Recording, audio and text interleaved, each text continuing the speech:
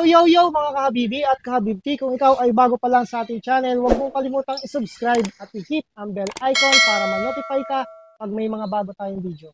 So ang gagawin natin ngayon ay continuation lang nung how to improve your motorcycle, yung ginamit natin tong ating Jet 1. So marami nagtatanong doon kung okay pa ba yung motor natin. Okay na okay pa yung motor natin. Sa katunayan nga, ngayon ay i-change oil natin siya. Ang gagamitin naman natin na additive ay itong Power Mac na pinadala sa atin. So, ayan. Ito yung sa motor, 60 ml.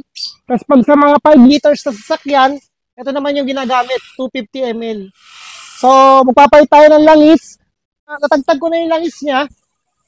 Tapos yung filter niya ay napalitan na natin. So, ilalagay na lang talaga yung ating langis. So, ginawa ko lang itong video na to kasi marami nagtatanong about dun sa ating Jet 1.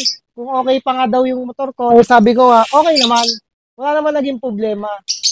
Kaya, ayun, mag-change oil na ulit tayo. Doon sa mga nagkakaroon siguro ng problema, nasa paggamit nyo ng motor yon. Kung talagang one-one kayong gumamit, kahit bakal yung motor nyo, eh masisira at masisira yan.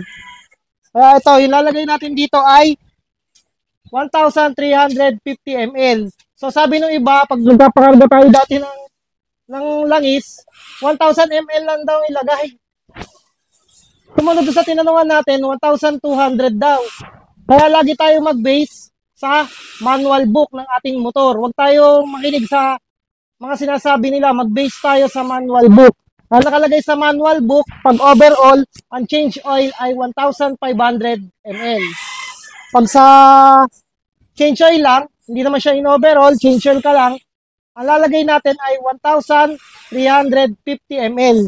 So lalagyan natin ito ng 60 ml ito, babawasan natin yung 1,350, magiging 1,290 lang yung ilalagay natin na langis. Tapos ito, total ng 1,350 na oil yung ilalagay natin. So ayan mga kabibi, samahan nyo ko at ilalagay na natin itong mga langis na to. Shoutout nga pala sana sa Dry Fit Custom at sa Power Mac sa pagpapadala ng mga langis at saka adhesives. Nalagay na natin yung 1 litro. So, dagdagan na lang natin ng 290 ml. Mga kahabibi, ito 290. Kaya natin ginawa 290, hindi 350 kasi magdadagdag tayo ng Power Mac na 60 ml. So, ganun po yung paglalagay. Para sa mga nagtatanong, hindi na kayo paulit-ulit na nagtatanong kung paano ba yung gagawin, kung babawasan ba o dadagdagan. Kasi pag ginawa ko itong 350, at dinagdagan mo ng 60 ml, lalabis yung langis na nilalagay mo. Sabi nga nila, pag labis, masama. Pag kulang, masama din. Kaya sakto lang dapat. 290 lang to guys. Kung may ganito kayo, gamitan nyo ng ganito. Kung wala naman, sa mga soft drinks na maliliit, 250 yon or 200 ml, tansyahin nyo na lang yung 90 ml. So yan mga kabibi, shoutout ulit sa Power Mac at sa Jet 1 Stream. Sa Jet 1, Extreme Oil, okay naman siya. Talagang the best naman siya kasi ito pa naman, buo pa rin hanggang ngayon yung motor ko, okay pa rin siya. Kaya yun lang is, medyo kulay itim na, papakita ko sa inyo mamaya. Susubukan naman din natin itong Power Mac. Itong Jet 1, napaka-okay nito sa motor at sasakyan. Subukan natin itong Power Mac. The next day. So ayan mga kabibi, bali ito yung langis na pinata natin, napaka-itim na oh.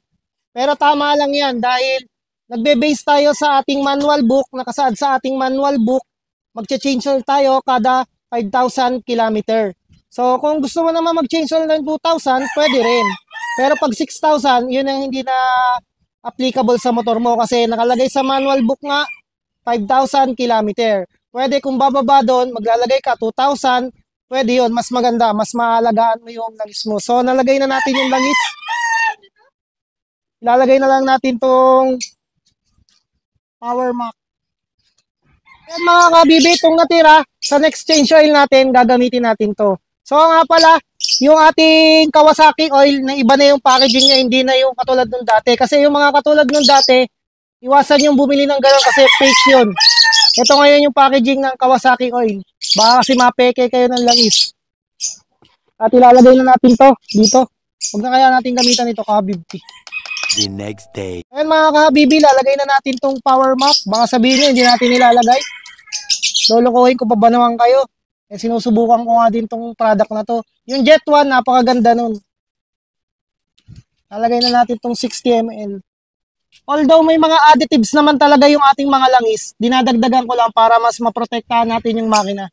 Minamadali lang natin yung pag-change oil kasi pinakita ko na lang sa inyo, nilagay na lang natin yung langis at baka abutin tayo ng ulan.